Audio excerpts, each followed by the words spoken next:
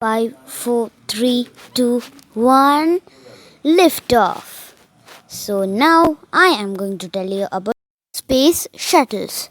So they are different because they take off like a rocket and land back like an aircraft. This is why they are so unique. This is an RSC thruster which moves the space shuttle in space. This is an RS-25 engine or the shuttle main engine. This is the OMS motors. This is the SRBs. This is the Canadarm. The heat shield. It's made up of silica tiles. This is the external tank which provides fuel. This is the docking pod which allows the space shuttle to dock with the International Space Station and many other things. So this is a routine flight of a space shuttle. So first it's liftoff. So when the liftoff happens, the SRBs give thrust so that the shuttle gains altitude. So afterwards, the SRBs run out of fuel. They deploy their parachutes and splash down to Earth. So afterwards, the external tank powers the RS-25 engines or the shuttle main engine. So they help the shuttle climb up afterwards.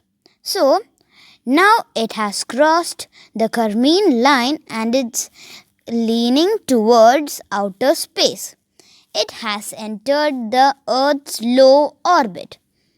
But the fuel ran out, nothing left. Now, what you ask? Did you forget about the OMS motors? They light up right now. They help the space shuttle lean towards the orbit. After it reaches its orbit, the RCS thrusters make sure the space shuttle tilts towards the Earth. So the cargo door opens and the Canadarm, which I said before, it picks up the object it wanted to load or unload and loads it or unloads it, or else astronauts can get into the airlock and take a walk in outer space by holding onto the Canadarm.